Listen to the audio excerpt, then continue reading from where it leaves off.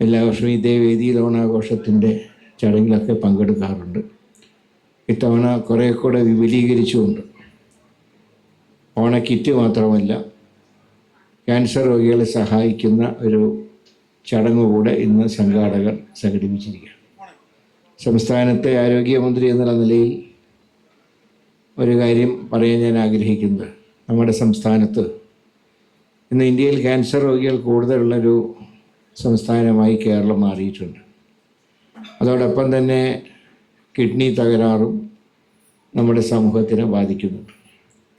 അതിൻ്റെ മുഖ്യമായ കാരണം എല്ലാവർക്കും അറിയാം, കഴിക്കുന്ന ഭക്ഷണത്തിൻ്റെ ചേർത്ത മായം കലർന്ന ഭക്ഷണം കഴിക്കുന്നത്, അതുപോലെ തന്നെ ശ്വസിക്കുന്ന വായു, മാലിന്യം നിറഞ്ഞ വായു ശ്വസിക്കുമ്പോൾ ഇതെല്ലാം നമ്മളിൽ രോഗമുണ്ടാക്കുകയാണ്. എന്നാൽ പലപ്പോഴും ഞാൻ ശ്രദ്ധിച്ചൊരു കാര്യം, ഈ മാലിന്യങ്ങൾ ഒക്കെ നമ്മൾ നീക്കം ചെയ്യുന്നുണ്ടെങ്കിൽ ഹരിതകർമ്മസേനയൊക്കെ വളരെ കാര്യക്ഷമമായി മാലിന്യ നീക്കം നടത്തുന്നുണ്ട്. പക്ഷേ നീക്കം ചെയ്യുന്ന മാലിന്യങ്ങൾ സംസ്കരിക്കുന്ന സംവിധാനങ്ങൾ നമുക്ക് കുറവാണ്. അതിൻ്റെ കാരണം മറ്റൊന്നുമല്ല, ആർക്കും സ്ഥാപിക്കേണ്ടെന്ന് ആഗ്രഹമുള്ളതുകൊണ്ടല്ല.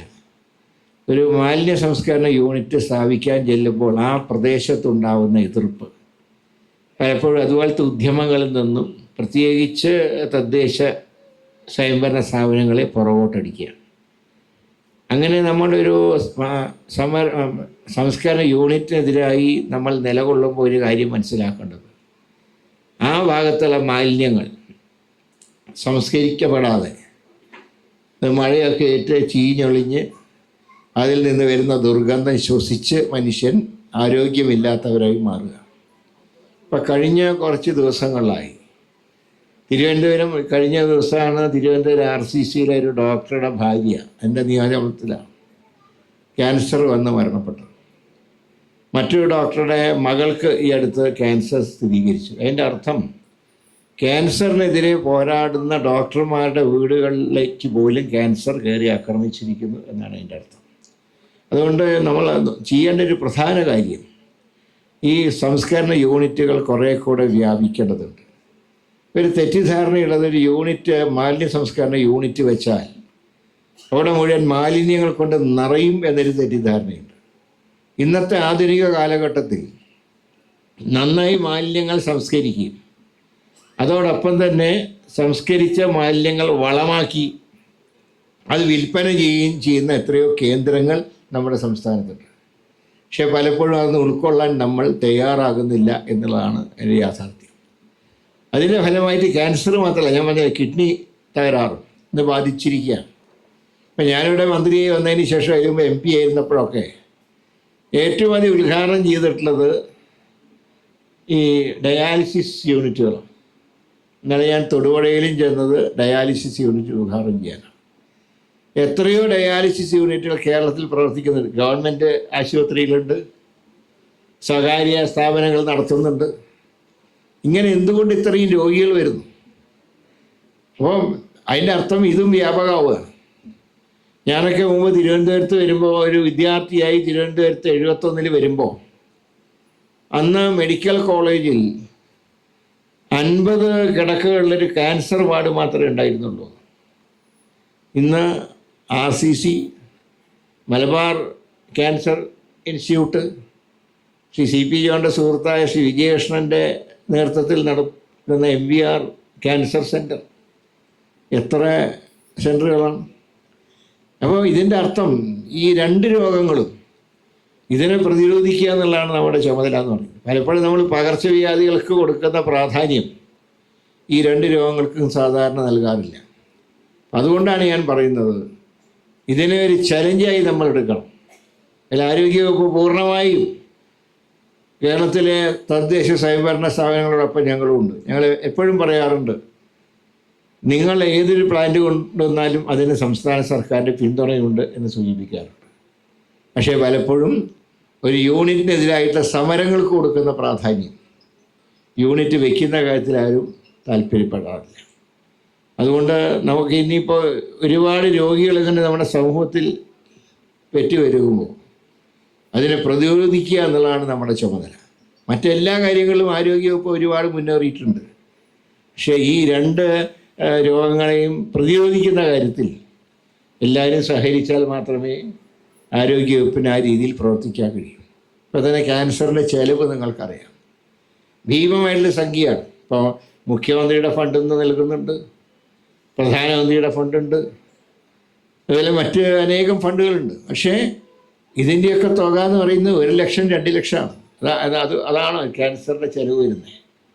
അതുപോലെ കിഡ്നി, ഇപ്പോൾ കിഡ്നി ട്രാൻസ്പ്ലാന്റേഷൻ എത്ര ലക്ഷം വേണ്ടി വരും? ഏതാണ്ട് സർക്കാർ ആശുപത്രികളിൽ അതിൻ്റെ എമൗണ്ട് കുറച്ച് കുറവാണെങ്കിലും പലപ്പോഴും എല്ലായിടത്തും അതിൻ്റെ സംവിധാനങ്ങളുണ്ട്. ഇപ്പോൾ ഞങ്ങളതൊക്കെ ശ്രമിച്ചുകൊണ്ടിരിക്കുകയാണ്. കിഡ്നി ട്രാൻസ്പ്ലാന്റേഷൻ ഉൾപ്പെടെയുള്ള കാര്യങ്ങളിൽ സർക്കാർ ആശുപത്രികളിൽ കൂടുതൽ സൗകര്യങ്ങൾ ഏർപ്പെടുത്താനാണ് ഗവൺമെൻറ് നോക്കുന്നത്. അതിൽ ഞങ്ങൾക്ക് ചെയ്യാൻ കഴിയും. രോഗം വന്നു കഴിഞ്ഞാൽ ചികിത്സിക്കണമല്ലോ. അപ്പോൾ രോഗം വരാതെ നോക്കുക എന്നുള്ളതാണ് നമ്മുടെ സമൂഹത്തിൻ്റെ ചുമതല. പിന്നെ ഈ പറയുന്നത് പോലെ ഞാനീ ഫുഡ് ആൻഡ് സേഫ്റ്റിയുടെ ചുമതല കൂടെ എനിക്കുണ്ട്. ഞാൻ കഴിഞ്ഞ ദിവസം കമ്മീഷണറോട് പറഞ്ഞു, നമുക്ക് ഈ പുറത്തുനിന്ന് വരുന്ന ഈ പച്ചക്കറികളൊക്കെ ഒന്ന് പരിശോധിച്ചാൽ എന്താണെന്ന് ചോദിച്ചു. അവർ പറഞ്ഞു, സാർ ഞാൻ അങ്ങ് പറഞ്ഞ പോലെ ചെയ്യാം, പക്ഷേ ഒരു കാര്യമുണ്ട്, പിന്നെ നാളെ മുതൽ നമ്മുടെ നാട്ടിൽ പച്ചക്കറി ഉണ്ടാവില്ല. കാരണം മിക്കതിലും അഡൾട്രേഷനുണ്ട്. അത് പിടിച്ചു കഴിഞ്ഞാൽ പിന്നെ കേരളത്തിലേക്ക് ആരും പച്ചക്കറി കൊണ്ടുവരില്ല, ഇവിടെ ഇട്ട് പച്ചക്കറി ഉണ്ടാക്കുന്നുമില്ല. അപ്പം അതിൻ്റെ അർത്ഥം നമ്മൾ മുഴുവൻ പട്ടിണിയിലേക്ക് പോകുന്ന. ഈ വാങ്ങിച്ച് കഴിക്കുന്ന എന്താ പച്ചക്കറി? തമിഴ്നാട്ടിലൊക്കെ ഇതിനു വേണ്ടി പ്രത്യേക പാക്കേജ് എന്നാണ് പറയുന്നത്. കേരളത്തിലേക്കുള്ള പച്ചക്കറി മരുന്നടിച്ച് പെട്ടെന്ന് വളരാൻ വേണ്ടി. അതുപോലെ തന്നെയാണ് നമ്മൾ പൈനാപ്പിൾ. എനിക്ക് ഇവിടെ നമ്മുടെ മൂവാറ്റുപുഴയിൽ അവിടെയാണ് ഈ പൈനാപ്പിൾ കേന്ദ്രം.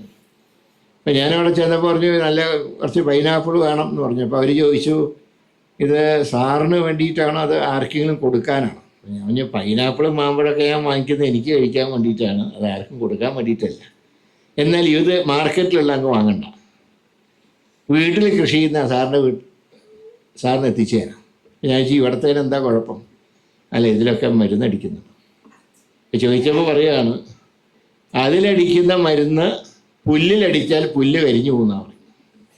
ഇതൊക്കെയാണ് നമ്മൾ കഴിക്കുന്നത്. പിന്നെ എങ്ങനെയാണ് ക്യാൻസർ വരാതിരിക്കുക? അപ്പോൾ എല്ലാവരും ചോദിക്കും, ഇന്ന ആൾക്ക് ക്യാൻസറോ? അയാൾ എത്ര നല്ല രീതിയിൽ അയാൾ വെജിറ്റേറിയൻ മാത്രമേ കഴിക്കൂ, പിന്നെ എങ്ങനെ വന്നു കഴിക്കുന്ന വെജിറ്റേറിയൻ ഇത് കലർന്നാണ്, വിഷാംശം കലർന്നാണ് കഴിക്കുന്നത്. അപ്പോൾ ഇങ്ങനെയൊക്കെയുള്ള ഒരുപാട് കാര്യങ്ങൾ നമ്മുടെ സമൂഹത്തിൻ്റെ. ചുരുക്കി പറഞ്ഞാൽ ഇതേ രോഗങ്ങൾ നമ്മൾ വിളിച്ചു വരുത്തുകയാണ്. എന്തുകൊണ്ടാണ് മറ്റ് സംസ്ഥാനത്ത് വരുത്തേണ്ടി വരുന്നത്? ഒരിക്കൽ എനിക്ക് ഓർമ്മയുണ്ട്, കേരളത്തിലെ ലോറി ഡ്രൈവർമാർ ഇന്ത്യയിൽ ഓൾ ഇന്ത്യ തലത്തിൽ പണി മുടക്കി. അപ്പോൾ കേരളത്തിലെ ലോറി ഡ്രൈവർമാർ പറഞ്ഞു, ഞങ്ങൾ കേരളത്തിന് ബുദ്ധിമുട്ടുണ്ടാക്കുന്നില്ല, ഞങ്ങൾ സമരം ചെയ്യുന്നില്ല. വ്യത്യാസം മാർക്കറ്റിൽ പോയപ്പോൾ ഒരു സ്ഥലത്തും ഒന്നുമില്ല. കാരണം നമ്മുടെ ലോറി ഡ്രൈവർമാർക്ക് കാര്യമായിട്ടുള്ള പണിയൊന്നുമില്ല. ഇത് മുഴുവൻ പുറത്തുനിന്ന് വരില്ലേ. പുറത്തുനിന്ന് വരുന്നവർ പണി മുടക്കി, കേരളത്തിലെ ലോറി ഡ്രൈവർമാർ പണി മുടക്കിയില്ല. പക്ഷേ മാർക്കറ്റിലേക്ക് ചെന്നപ്പോൾ ഒന്നും കിട്ടാനില്ല. ഇതൊക്കെ നമ്മൾ ചിന്തിക്കേണ്ട സമയമായി. നമ്മളിങ്ങനെ ഈ പാവങ്ങൾക്കൊക്കെ ധനസഹായം കൊടുക്കുമ്പോൾ അവർക്കും അതുകൊണ്ടൊന്നും ആവുന്നില്ല. സത്യത്തിൽ ഭാരിച്ച ചിലവ് നോക്കിയാൽ. പക്ഷേ ഈ സംഘടന ഇത്രയും കാര്യം ചെയ്യുന്നത് തന്നെ ഏറ്റവും മഹത്തായ കാര്യമാണ്. ഞാൻ ഇതിനെ സംഘാടകരെ അഭിനന്ദിക്കാൻ ഇക്കാര്യത്തിൽ. കാരണം അണ്ണാറക്കണ്ണൻ തന്നാലായിരുന്ന പോലെ ഇവർക്ക് കഴിയുന്ന രീതിയിൽ സഹായം ചെയ്യുന്നു. അതുകൊണ്ട് നമ്മൾ അനുവർത്തിക്കേണ്ട നയമെന്ന് പറയുന്നത് ഈ രോഗങ്ങൾ വരാതെ നോക്കുക. നല്ല ആരോഗ്യമുള്ളൊരു കേരളം ഇവിടെ സൃഷ്ടിക്കണമെങ്കിൽ ഈ രണ്ടിനെയും തുരത്തിയാൽ മതിയാവും. ക്യാൻസറിനെ ഇല്ലാതാക്കണം, കിഡ്നി തകരാറിനെ ഇല്ലാതാക്കണം. അതിനുള്ള ഒരു സംരംഭം നമ്മൾ ആലോചിക്കേണ്ട സമയമായി. അല്ലെങ്കിൽ ഓരോരുത്തർ ഇന്ന് കാണുന്ന ആളെ നാളെ കാണാത്ത അവസ്ഥ നമ്മുടെ സംസ്ഥാനത്തുണ്ട്, ഇപ്പം തന്നെയുണ്ട്. അത് ഭാവിയിൽ ആവർത്തിക്കാതിരിക്കാൻ നോക്കണം. തീർച്ചയായിട്ടും ഇങ്ങനെയുള്ളൊരു പ്രയാസങ്ങൾക്കിടയിൽ പോലും നല്ല രീതിയിൽ ഓണാഘോഷം സംഘടിപ്പിച്ച ഇതിൻ്റെ സംഘാടകരെ അഭിനന്ദിക്കുന്നു. അതോടൊപ്പം തന്നെ ശ്രീ അത്തിക്കോട്ട് കുഞ്ഞിരാമൻ അവരുടെ സ്മരണാർത്ഥമാണ് വിവിധ മേഖലകളിൽ കഴിവ് തെളിയിച്ചവരെ അഭിനന്ദിക്കുന്ന ഒരു ചടങ്ങ് കൂടിയുണ്ട്. അവരെല്ലാം അഭിനന്ദിച്ചുകൊണ്ട് എല്ലാവർക്കും ഓണാശംസകൾ നടന്നുകൊണ്ട് ഈ ചടങ്ങ് ഔപചാരികമായിട്ട് ഉദ്ഘാടനം ചെയ്യുന്നു. എല്ലാവർക്കും എൻ്റെ വിനീതമായിട്ട് നമസ്കാരം.